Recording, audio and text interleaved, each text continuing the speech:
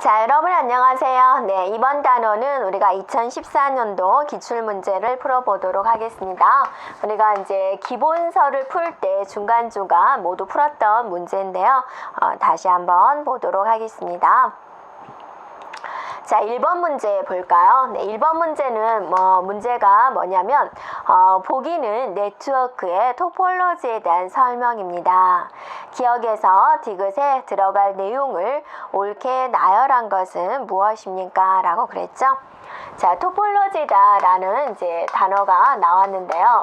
이 토폴로지다 라는 것은 어떤 네트워크를 구성하는 물리적인 네트워크의 물리적인 구성 요소를 말을 하게 됩니다.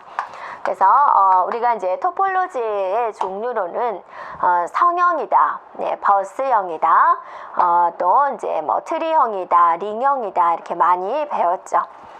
자, 그러면 기억, 니은, 디귿에 알맞은 것은 무엇일까요? 라는 건데요. 자, 먼저 보면은 FDDI는 광 케이블로 구성이 되며 어떤 토폴로지를 사용한다 라고 그랬는데요. 이 FDDI다 라는 것은 이제 광 케이블을 사용하는 아주 고속의 랜이다 라고 보면 되겠고요. 자, 이거는 약 100mbps의 속도를 가지고 있습니다. 그래서 링 구조에 해당이 됩니다. 그래서 이중 링 구조를 가지고 있는데요. 자, 이렇게 되어 있는 방식을 FDDI다 라고 합니다. 자, 그래서 기억에는 바로 링이 들어가게 되겠고요. 자, 그 다음에 이제 허브 장비가 필요한 그랬습니다. 자, 허브 장비가 필요한 것은 어떤 토폴로지일까? 허브라는 것은 여러 대의 컴퓨터를 연결하는 것을 우리는 허브라고 하죠. 그래서 허브가 한 대가 있다. 그러면 이제 여기에 컴퓨터들을 이런 식으로 연결하는 방식을 보겠죠. 스타형처럼 보이죠. 근데 이제 1, 2, 3, 4에 스타가 없죠. 그러면 이제 허브를 여러 개 연결한 거예요. 허브에다 또 허브를 연결하는 이런 방식을 우리가 생각해 볼 수가 있습니다. 이렇게. 네. 그러면 얘가 무슨 형 구조로 보이나요? 바로 트리형 구조다 라고 볼 수가 있겠죠. 그래서 니은은 바로 트리형이 되겠습니다. 다음에 이제 세 번째 보면은 터미네이터가 필요한, 자, 터미네이터는 어디에 쓰일까? 터미네이터, 단말 쪽에 뭔가 끄트머리에 뭔가 쓰는 거다. 이 끄트머리에 있어가지고 정보가 이렇게 흘러가다가 다시 되돌아오는 것을 방지하는 그런 역할을 해주는 게 터미네이터고, 이 터미네이터는 어디에서 사용이 되냐면 바로 버스형에서 이렇게 사용이 되는 이런 방식이 되겠습니다. 자, 그래서 디귿은 바로 버스형이 됩니다. 네, 그러면 정답이 뭐예요? 2번이다 라고 볼 수가 있겠죠. 그죠? 네. 자, 그 다음에 이제 문제 2번을 보면 다음 그래프를 대상으로 크루스칼 알고리즘을 이용한 최소 비용 신장 트리를 구성을 해라. 자, 이 트리에 포함된 간선 중에서 5번째로 선택된 간선의 비용으로 옳은 것은 그랬어요. 자, 여러분이 이런 게서 크루스칼 알고리즘에 있어서 최소 비용 신장 트리를 구하는 방법은 오름차순으로 나열한 다음에 작은 것부터 이렇게 순서대로 연결해 주면 되는데 단 사이클은 형성되면 안 된다라는 거죠. 네. 그러면 한번 순서대로 나열을 해 볼까요? 네, 3. 그다음에 이제 5, 6, 7, 네, 9, 11, 12, 13 이렇게 되어 있나요? 12파트를 줬군요. 이렇게. 자, 그럼 제일 먼저 가장 작은 3을 연결하세요. 자, 연결 가능하죠? 그 다음에 5 연결하세요. 그 다음 거, 자, 5 연결 가능하죠? 그 다음에 6 연결하세요. 6 연결 가능하죠? 자, 7 연결하세요. 7 연결하면 이게 사이클이 돼버리니까 안 되는 거죠. 자, 9 연결해도 되나요? 네, 9 연결해도 되는군요. 자, 10을 연결하면 사이클 되니까 안 되죠. 자, 1을 연결하면 이렇게 사이클이 돼버리니까 안 되죠. 자, 12는요. 네, 12 가능하네요. 네, 12 연결했습니다. 13을 연결해버리면 얘가 또 사이클이 돼버리니까 안 되는 거죠. 그래서 연결한 것은 현재 1번, 2번, 3번, 4번, 5번 이렇게 연결했군요. 다섯 번째를 물어봤으니까 바로 12가 되는 거죠. 네. 그래서 정답은 12다 라고 보겠고요. 자, 3번 문제를 볼까요? 네, 3번은 지금 무엇에 대한 걸 물어봤냐면 저장장치 중 접근 속도가 빠른 것부터 순서대로 나열한 것은 무엇입니까? 라고 그랬죠. 자, 여러분이 CPU 속에 있는 가장 빠른 기억장치 뭐가 있어요? 바로 레지스터가 있죠. 그래서 가장 빠른 것은 이제 레지스터가 되는 거고, 자, 그 다음에 주격장치 들어가기 전에 뭐가 있나요? 바로 캐시가 있죠. 네. 그 다음에 이제 주격장치, 메인 메모리가 여기에 있게 되는 거죠. 그 다음에 보조기억장치가 여기에 들어오게 되는 거죠. 네, 되었나요? 그래서 이쪽으로 올라갈수록 굉장히 고속이지만 용량은 저용량이 되고, 그 다음에 어때요? 비용도 비싸다라는 특징을 가지고 있죠. 됐나요? 네. 그래서 네, 살펴보면 되겠죠. 그러면 3번의 답은 우리가 찾을 수가 있겠죠. 제일 먼저 레지스터, 그 다음에 캐시, 그 다음에 주기억장치, 그 다음에 하드디스크라는 보조기억장치. 정답은 1번이 되겠습니다. 네. 자, 그 다음에 이제 4번 문제를 갈까요? 네, 4번은 이제 해시 테이블에 대한 내용을 이제 설명을 하고 있습니다. 자, 저 조건이 뭐냐면 해시 테이블의 크기는 3입니다 라고 그랬고요. 7입니다. 해시 테이블의 크기는 7이다 라고 설명을 했고요. 해시 함수는 K 모두 7이다. 숫자를 7로 나눠서 나머지 값을 취하겠다. 그 다음에 충돌은 2차 조사법을 사용하겠다 그랬습니다. 자, 해시에 있어서 이제 문제가 되는 게 항상 충돌이 되죠. 자, 적당한 주소에다가 저장을 해야 되는데, 이제 그 충돌이 발생을 하면 데이터를 이제 해당된 번지에 저장을 해야 되는데, 그 번지에 다른 데이터가 저장이 되었으면 다른 장소로 또 옮겨가야 되죠. 그렇게 충돌이 발생을 했을 때 해결하는 방법이 몇 가지가 있죠. 자, 첫 번째는 뭐죠? 네, 선형. 네, 선형 조사법이 있죠. 네, 바로 다음 자리, 비어있는 자리를 찾아가는 거. 자, 두 번째는 이제 2차 조사법이 있죠. 네, 2차 조사법은 어떤 거죠? 네, HK 더하기 I의 제곱이다. 자, 이 I는 충돌의 횟수가 되는 거죠. 네, 그래서 한 번 충돌했을 때, 두 번 했을 때 제곱이 들어가야 되는 거고, 또 이중 조사법도 있습니다. 자, 여기서는 충돌이 일어날 때 2차 조사법을 쓰겠다라고 그랬어요. 자, 그러면 이제 이거를 해보도록 할까요? 네. 자, 일단은 이제 어떤 데이터가 있냐면, 자, 이런 데이터가 주어졌어요. 9하고 16하고 2하고 6하고 20이 주어졌습니다. 자, 그러면 먼저 9를 가지고 이제 해보도록 할까요? 네. 자, 9 모두 7 그랬습니다. 네. 그러면 몇 번지가 나오나요? 2가 나오죠. 나머지가 2니까 얘는 두 번째 번지에 저장이 되는 거죠. 자, 그러면 우리가 7개의 방을 마련하겠습니다. 그래서 0번, 1번, 2번, 3번, 4번, 5번, 6번이 되는 거죠. 2번지에, 바로 이 2번지에 9가 들어오게 되는군요. 네. 자, 됐죠? 그 다음에는 이제 16을 가지고 해야죠. 네. 16 모두 7을 하세요. 그러면 이 7에 14하고 나머지가 2가 나오네요. 그러면 여기 번지에 들어가려고 했는데 얘는 누가 들어가 있죠. 그러면 어떠세요? HK 플러스 1을 하는 거죠. 이 나온 값에다가 더하기 1을 한다. 더하기 1, 바로 이 자리에 16이 들어가게 되는군요. 됐죠? 네. 그 다음에 이제 2를 가지고 해야죠. 2 모두 7을 한다. 나머지가 2가 되네요. 그래서 2번지에 갔는데 누가 있네요. 네. 그러면 자, HK 더하기 1을 해서 여기에 들어가려고 하는데 얘가 또 누가 있는 거죠. 네. 그러면 또 HK 더하기 충돌이 두 번 일어났으니까 2의 제곱 4를 하게 되는 거죠. 그러면 여기서부터 하나, 둘, 셋, 넷 바로 여기에 들어오게 되는군요. 이렇게 되는 거죠. 그 다음에 6, 네, 모두 7이 된다. 그럼 나머지가 뭔가 6이 되는 거죠.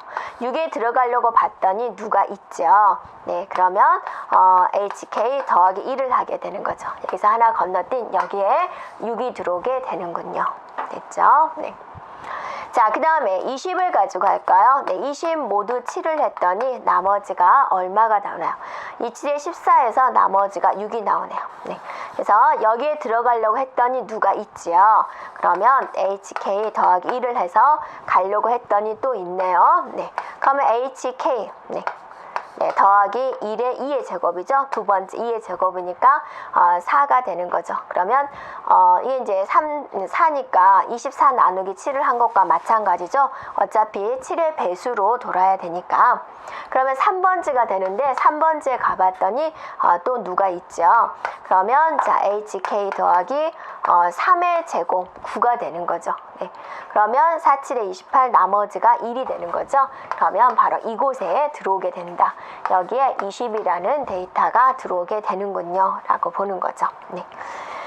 자, 그래서 4번의 정답은 몇 번이 되는 건가요? 네, 2번이 된다라고 볼 수가 있겠죠. 자, 그 다음에 이제 5번 문제가 됩니다. 자, 5번 문제는 지금 LRU 기법에 대해서 물어보고 있는데요. 스택을 이용한 LRU 기법에 대해서 물어보고 있습니다.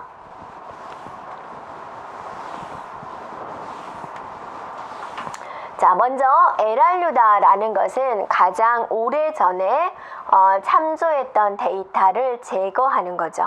네, 그리고 이제 여기 그 참조가 끝났을 경우에 스택의 내용으로 옳은 것은 무엇입니까? 라고 그랬네요. 자, 몇 개의 프레임이 있다라고 그랬냐면, 네, 4개의 프레임이 있어요. 그 다음에 참조할 데이터 값을 이렇게 내놨습니다. 네. 자, 그러면 이제 제일 먼저 스택이니까 여기가 탑이 되고 보텀이 되고요. 스택 구조를 이용한 LRU는 이제 데이터가 들어오면 어느 쪽부터 쌓이나요? 아래쪽부터 차곡차곡 이렇게 쌓이게 되는 거죠. 그러니까 가장 바닥에 있는 것이 어때요? 가장 오래전에 참조를 한 거죠. 그래서 뭔가 제거해야 된다 하면은 버튼에 있는 값을 제거를 하는 거고, 참조를 하는 것은 항상 탑 위치에 놔두게 된다. 그 조건을 지켜주면 되겠습니다. 그러면 제일 먼저 1이 들어왔어요. 1. 그러면 위에서부터 슉슉슉슉 들어와서 1이 쌓이게 되는 거죠. 원래는 이제 탑 포인트가 여기가 되는 거죠. 그 다음에 2가 들어오게 됩니다. 2. 자, 들여보내주세요. 자, 들어왔죠? 자, 3 들어오죠? 4 들어오죠? 여기까지는 문제가 없어요. 됐죠? 그 다음에 이제 5가 들어오려고 하는데 누구를 제거시키냐? 가장 바닥에 있는 걸 제거를 시킨다. 자, 우리가 알고 있는 LRU랑 같습니다. 자, 여기서 4는 여기서 참조했고 3은 여기서, 2는 여기서, 1은 여기서 참조를 한 거죠. 그래서 가장 오래전에 참조한 1이 바닥에 가 있는 거죠. 그러니까 이거는 원칙상으로 스택이라는 것은 어때요?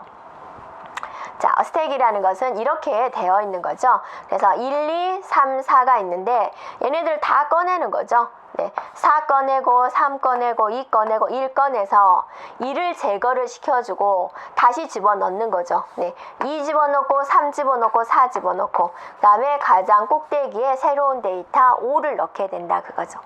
자, 이론상으로는 이렇지만 우리가 조금 빨리 풀기 위해서 바닥에 있는 2를 제거를 시켜주고 얘네들을 1이 다 가져온 다음에 맨 위에다가 5를 넣어주면 되는 거죠. 이 방식대로 하면 되겠죠. 자, 그 다음에는 이제 3을 참조하고 있어요.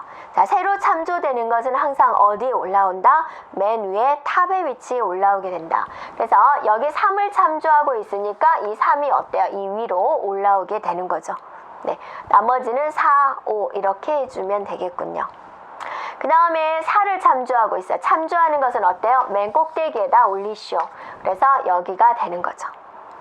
그 다음 2를 참조하네요. 2를 또 맨 꼭대기에다가 올려주고 5 내려오고 3 내려오고 4 내려오고 이렇게 했죠. 자, 5를 참조하네. 5를 맨 꼭대기에 올려주면 되는 거죠. 그 다음 또 4를 참조하네요. 그럼 4를 또 맨 꼭대기에 올려주면 되죠.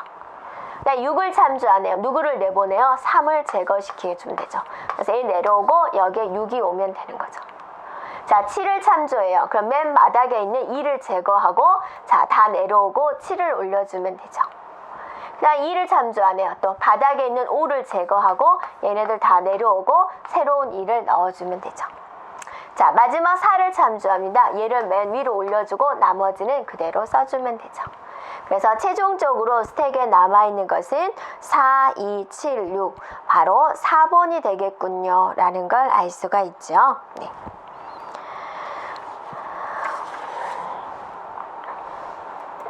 자, 그 다음에 이제 6번 문제를 한번 볼까요? 네. 도스 공격형이죠. 서비스 거부 공격에 해당하는 것은 무엇입니까? 라고 그랬습니다.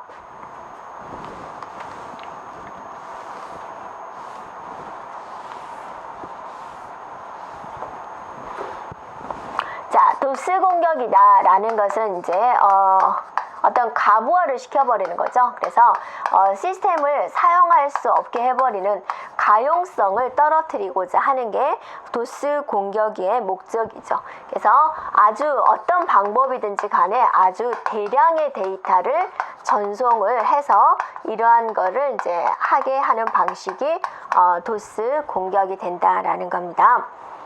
자, 그래서 이 도스 공격에는 몇 가지 방법이 있는데 첫 번째 보면은 이제 핑 오브 데스다라는 게 있죠. 핑 오브 데스.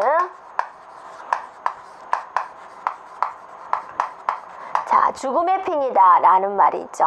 자, 핑이라는 것은 서로 연결이 됐는지 보는 거죠. 그래서 이 지점에서 이 지점까지 연결이 됐는지 보기 위해서 아주 쥐꼬리만한 패킷을 보내가지고 OK 신호를 받는 게 목적이죠. 근데 얘가 엄청나게 큰 데이터를 이리 보내는 거죠. 그러면 패킷은 이렇게 큰 덩어리로 가는 게 아니죠. 잘게 조립이 되어야 잘게 나눠줘야 되고 또 그게 다시 또 조립을 해서 받아줘야 되는 거죠. 그래서 얘가 잘게 쪼개진 다음에 이 쪼개진 단임에 이걸 또 순서대로 어때요? 조립하는 과정이 필요하겠죠.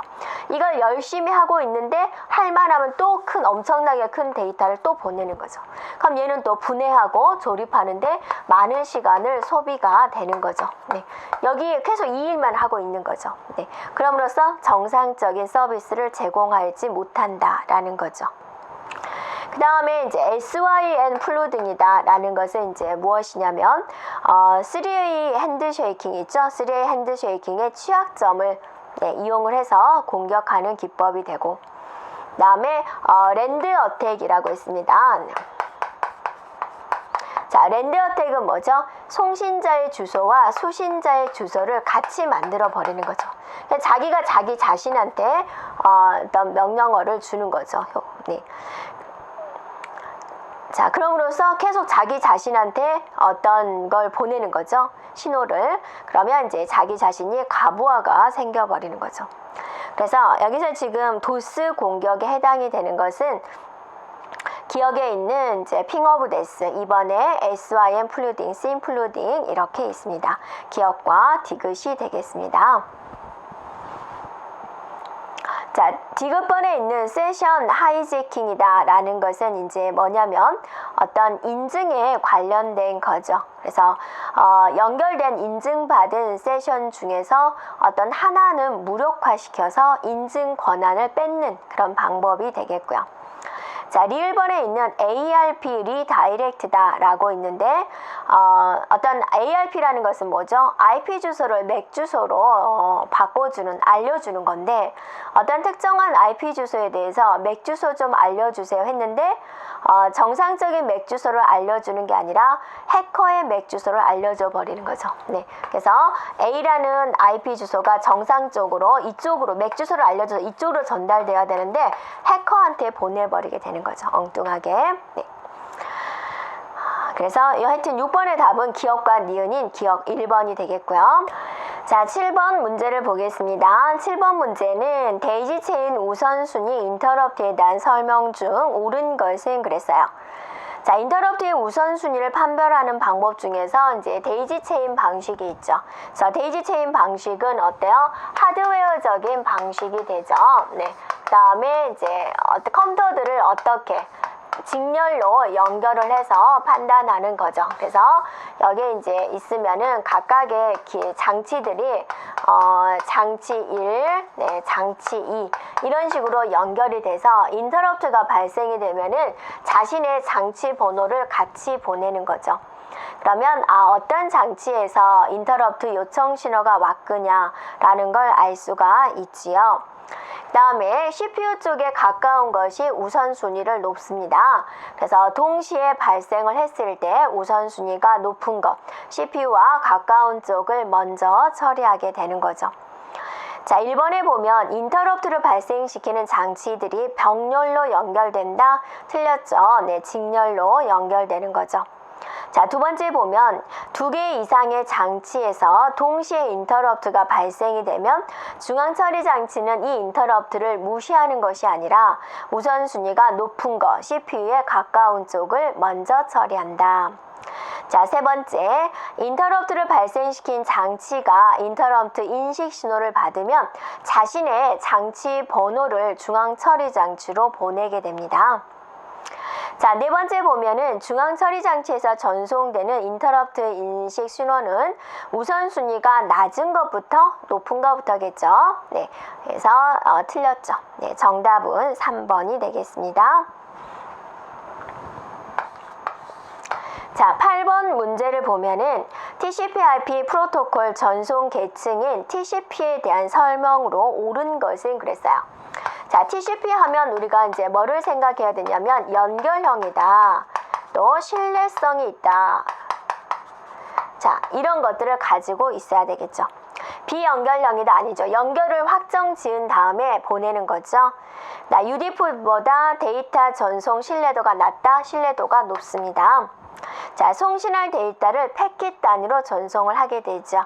인터넷에는 패킷 단위로 전송을 하게 되는 거고, 자, 리을번에서 수신 측에서 잘못 전송된 패킷에 대해서 재전송을 요구합니다. 즉, 오류의 제어 기능이 있다라는 거죠. 네.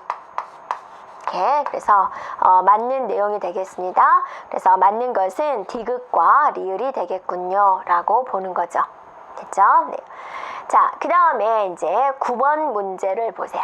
자, 9번 문제는 C 언어에 관련된 문제가 되는데요. 어떤 내용일까요? 네. 네, 부 프로그램을 지금 호출하고 있네요. 네. 자, C 언어에서는 뭐를 찾자라고 그랬죠? 메인을 찾으시오. 메인이 여기가 있네요. 그래서 여기가 이제 주 프로그램이라는 걸 알 수가 있고, 여기는 이제 서브라는 부 프로그램으로 되어 있는 거군요.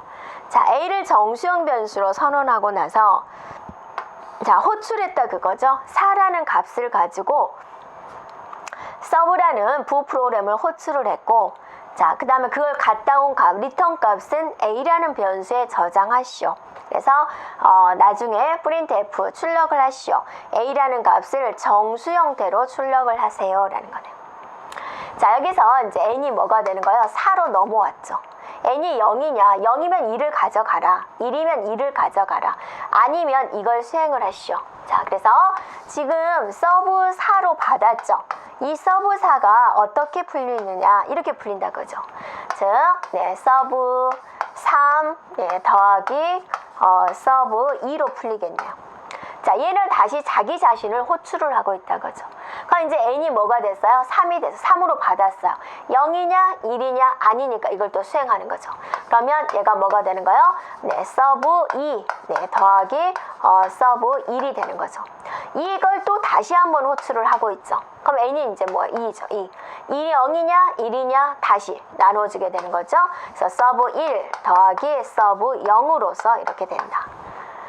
자, 그러면 이제 서브 2는요, 어떻게 해결하나요? 이제 n값이 2니까, 네, 여기가, 서브 1 더하기 서브 0이다. 이렇게 되겠군요. 자, 0이면 0을 가져가고 1이면 2를 가져가니까 이제 해결이 됐죠. 자, 서브 1, n이 1이냐? 2를 가져간다. 0이냐? 0을 가져간다. 1이면 1을 가져가요. 서브 1이면 1을 가져가. 얘면 0이다. 그래서 다 더하니까 뭐가 되는 거예요? 3이 되는 거죠. 그래서 3을 가지고 리턴을 하게 되죠. 자, 그래서 A는 뭐다? 3이다. 네. 그래서 정답은 4번이 되겠군요. 자, 10번 문제입니다. 네, 프로세스 동기화 문제를 해결하기 위한 방법인 세마포어 알고리즘에 대한 설명으로 옳지 않은 것은? 자, 세마포어 알고리즘은 어때요? 임계규역과 관련된 내용이 되죠. 여기에 이제 임계규역이 있는데 여기에 P 연산이 있고 V 연산이 있는 거죠.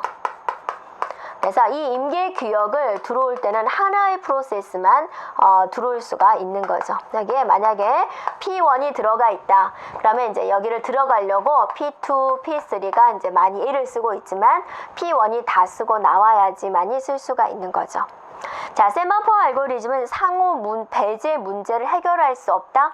해결하기 위한 방법 중에 하나가 되는 거고요.